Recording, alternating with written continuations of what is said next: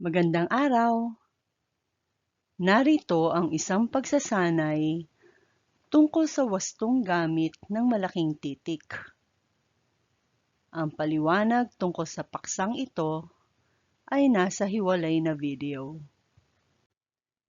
Ipaliwanag kung bakit tama o mali ang pagkakasulat ng salitang nakasalungguhit sa bawat bilang. Pagkabasa ko ng isang pangungusap, i-pause muna ang video na ito upang mapag-isipan ang sagot. Kapag handa ka nang malaman ang sagot, i-play muli ang video para dito. Bilang 1. Awitin natin ang panalangin itinuro ng Panginoon. Tama ang pagkakasulat nito. Sinisimulan sa malaking titik ang tawag natin sa ating Diyos. Bilang 2. Nasa kanluran ng Marikina ang Quezon City.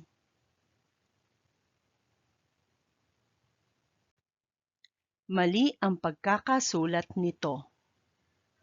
Ang Marikina ay tiyak na ngalan ng lugar, kaya dapat itong simulan sa malaking titik. Bilang 3. Determinado ang Philippine National Police o PNP na masugpo ang kriminalidad.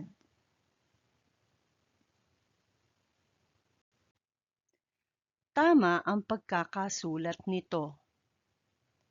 Sinisimulan natin sa malaking titik ang mga salitang dinaglat o inisyal ng salita. Bilang 4.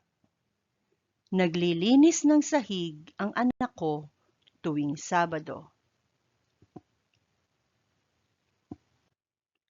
Mali ang pagkakasulat nito. Sinisimulan natin sa malaking titik ang tiyak na ngalan ng araw. Bilang 5. Si Father Dari Joquino ay naimbitahang magbahagi ng kanyang karanasan sa piling ng mga matatandang nasa Josephine Foundation Incorporated. Mali ang pagkakasulat nito. Sinisimulan natin sa malaking titik ang katungkulan at iba pang katawagan kapag sinusundan agad ng pangalan ng tao. Bilang 6. Nakatatanggap ng buwanang pensyon si Lolo Danny mula sa Government Service Insurance System o GSIS. Mali ang pagkakasulat nito. Sinisimulan natin sa malaking titik ang katungkulan at iba pang katawagan kapag sinusundan agad ng pangalan ng tao. Bilang 7. Kilala sa perpektong hugis-apa nito ang Bulkang Mayon ng Albay, Bicol. Tama ang pagkakasulat nito. Sinisimulan sa malaking titik ang tiyak na ngalan ng lugar. Bilang 8. Ang Boracay, pulo sa Aklan, ay dinarayo dahil sa pino nitong buhangin at napakagandang tanawin. Tama ang pagkakasulat nito. Sinisimulan sa malaking titik ang tiyak na ngalan ng lugar.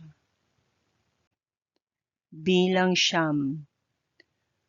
Tuwing Oktubre ay naglalaan ng panahon ang aming klase araw-araw sa pagdarasal ng rosaryo. Tama ang pagkakasulat nito.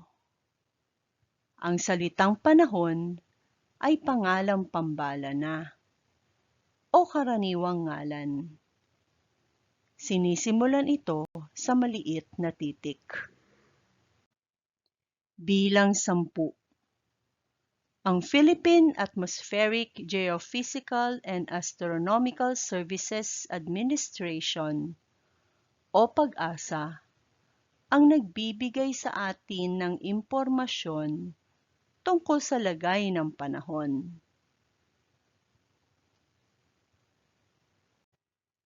Mali ang pagkakasulat ng salitang ito.